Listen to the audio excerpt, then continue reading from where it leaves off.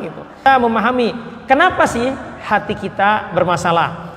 Tapi kita bahas satu persatu penyebab hati bermasalah. Yang pertama karena adanya dosa dan kemaksiatan. Bapak Ibu sekalian, dosa itu menyempitkan hati. Kata Allah di surat Toha ayat 124. A'udzubillahi minasyaitonirrajim. Bismillahirrahmanirrahim. Wa man a'rada an dzikri. Kata Allah, barang siapa yang berpaling dari peringatanku, dibilang jangan maksiat, dia bermaksiat, fa innalahu, maka aku akan bikin dia ma'isyatun donka, hatinya sempit. Bisa jadi Bapak Ibu tabungannya banyak, uangnya banyak, badannya sehat, tetapi hatinya dibikin sempit sama Allah. Paham Pak Bu? Hatinya sempit, ya, nggak nyaman, kayaknya gelisah gitu. Jadi waspadalah ya ketika kita mudah sekali melakukan dosa, walaupun itu dosa kecil. Apa sih contoh dosa yang sering kita sepelekan? Laki-laki kan ini dosanya kebanyakan di mana Pak? Di matanya. Sekarang era sosmed, ya kita di HP baca Quran, iklannya nongol apa? Iklan-iklan yang mengandung unsur pornografi. Itu kalau nggak hati-hati bisa kejebak kita. Nah dosa-dosa seperti itu, atau kita terbiasa lagui melihat film-film Hollywood, itu kan banyak adegan-adegan pornonya. Itu kan kalau kita lihat ya sesuatu yang bukan hak kita, ya pornografi itu akhirnya membuat hati kita apa menjadi keruh. Gitu. Ibu-ibu godaannya di mana? Di lisannya Bu. Ibu-ibu itu kata Rasulullah paling banyak di neraka. Penyebabnya dua. Pertama karena durhaka sama suami kata Rasulullah. Yang kedua karena lisannya, mulutnya keras, ya suka marah, ya. Ini hati-hati. Makanya perempuan itu kalau laki-laki menyesal itu yang dipegang matanya Pak.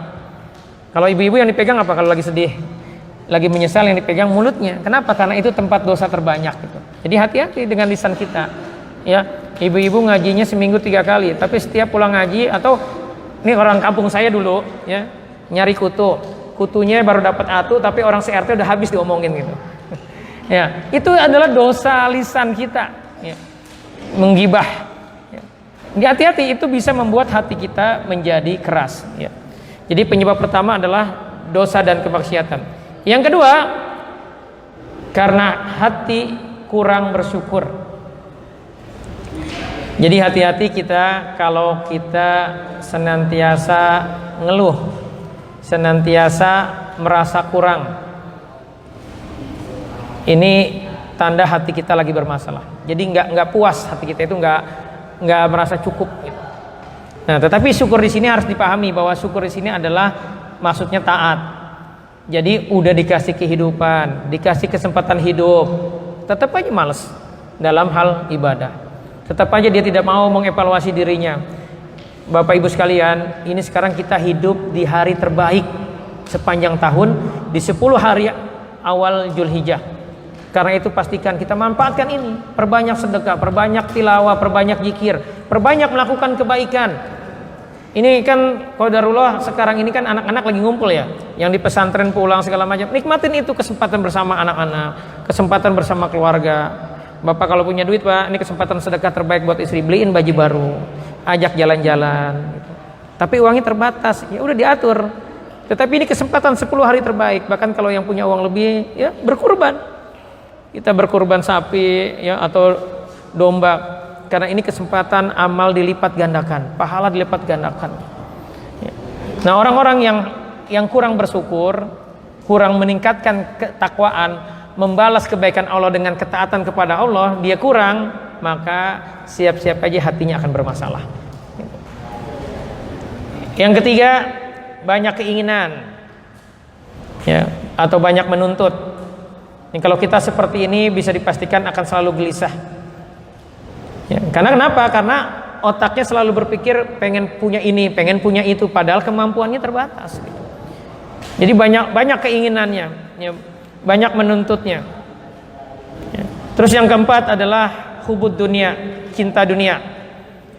Yang dikhawatirkan Rasulullah dari umat akhir zaman adalah hubud dunia. Jadi kesenangan dunia dan hiasannya ketika dibuka untuk kita, kata Rasulullah, itu berbahaya dan itu terjadi sekarang kan. Ya, orang berlomba-lomba ya dalam persepsi orang zaman sekarang itu kan orang sukses itu ketika capaian dunianya luar biasa gitu. Ya, punya mobil mewah, kontrakan banyak, rumahnya mewah, segala macam. Itu yang menjadi orientasi sekarang itu. Nah Pak, ini ukuran Bapak disebut hubud dunia ketika Bapak seringkali menunda-nunda sholat hingga akhirnya di ujung mepet habis waktunya. Kalau kita seringkali seperti itu Pak, menunda-nunda sholat kita karena urusan kerjaan kita, itu sudah termasuk hubud dunia. Padahal Bapak sedang mencari nafkah gitu. Jadi hati-hati. Ya termasuk kita Bu ya. Hubud dunia ketika kita mementingkan urusan dunia dibanding urusan-urusan kewajiban kita dari Allah. Yang keenam, berharap kepada makhluk. Ya, seseorang yang bergantung kepada selain Allah itu siap-siap aja kecewa. Jadi jangan pernah hatta kita Bu, seorang istri jangan berharap sama suami, berharapnya sama Allah. Karena kalau berharapnya sama suami, siap-siap aja kecewa. Ya. Ini penting nih, penting dipahami. Dan ini juga Bapak Ibu ya, kalau kita lagi ngaji kayak gini nih, pastikan ngajinya jangan jiping, tulis. Salah satu cara mengikat ilmu adalah dengan menulis gitu. Karena dijamin kalau kita nggak nulis, udah ntar juga lupa. Sampai rumah ditanya sama suami, tadi belajar apa? Oh pokoknya bagus. Ya. Apa? Nggak tahu. Ya. Jadi ditulis, salah satu cara mengikat ilmu. Ya Pak. Ya. Yang yang keenam ya. Tadi yang kelima berharap kepada makhluk, yang keenam adalah berbuat zolim. Maksudnya kita menjolimi orang lain. Ya, hati-hati nih. Nih Pak ya, kalau saya tanya nih Pak, apa perbuatan jolim yang seringkali kita anggap biasa, padahal itu menjolimi orang lain? Apa Bu? Ini kebanyakan karena ibu-ibu nih pelakunya. Apa kira-kira Bu? Perbuatan jolim, tetapi kita anggap hal biasa. Apa Bu? Gibah.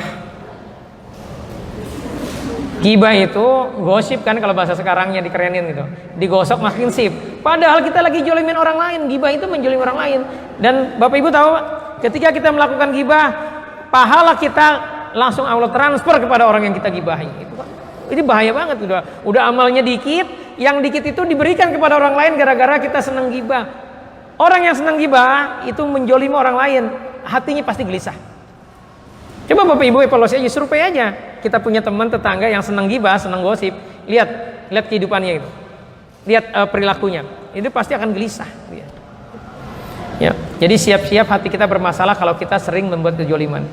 Ya, termasuk Pak, ya jangan sampai juga kita menjolimi istri, ya, atau ibu-ibu menjolimi suami. Emang ada ibu-ibu menjolimi suami? Ada, ketika ibu lebih dominan, lebih keras, ya dibanding suaminya. Atau kita menjolimi anak-anak kita Pak. Ini kan sekarang anak-anak sekarang disebutnya ini Indonesia ini urutan ketiga fatherless country, kehilangan peran ayah. Kenapa? Karena di otak bapak-bapaknya seolah-olah tugas seorang ayah itu hanya nyari duit. Padahal nggak seperti itu. Kita harus peduli terhadap tumbuh kembang anak kita, faktor kejiwaannya. Kita harus punya kurikulum bagaimana kita mendidik anak kita. Jadi harus dipenuhi hak-haknya. Termasuk Pak, penuhi hak istri untuk apa? Diajak jalan berdua. Ini kan fenomena orang sekarang nih ya. Banyak ibu-ibu ngeluh nih Pak. Ya, istri saya kurang romantis. Dulu aja katanya jalan-jalan. Ini pas udah 10 tahun nikah boro-boro gitu. Ngobrol berdua aja jarang. Ini hati-hati, nanti kita masuk kategori menjolimi. Pak, kalau kita hanya fokus urusan kerjaan, siap-siap aja hati kita keruh. Ya, ini berbahaya, nanti ngepeknya kemana-mana itu. Tapi ya, insya Allah bisa dipahami ya. Yang ketujuh, lemah iman, lemah keyakinannya sama Allah. Nah, orang-orang yang lemah iman ini mudah mengeluh cirinya, ya, mudah menyalahkan keadaan. Tadi mau berangkat gelap, ya gelap. Terus hujan kalau misalkan, ya hujan. Nah, kalau kita modelnya kayak gitu, tuh hati-hati tuh. Mengeluh itu bisa berdampak menggugat takdir Allah. Makanya orang-orang yang suka mengeluh itu disebut kata para ulama orang yang kurang yakin sama Allah. Lemah keimanan ini, bahaya orang yang lemah ini. Dikit-dikit ngeluh, dikit-dikit ngeluh. Bapak Ibu, hati-hati juga bergaul sama orang yang suka ngeluh, karena itu akan nular. Kita jadi lemes, jadi nggak semangat, ya. Jadi tidak optimis dalam menjalani kehidupan ini kalau kita mudah ngeluh. Termasuk kalau kita sering kali, ya, ikut-ikutan masuk kumpul sama orang yang mudah ngeluh, yang selalu negative thinking. Ya.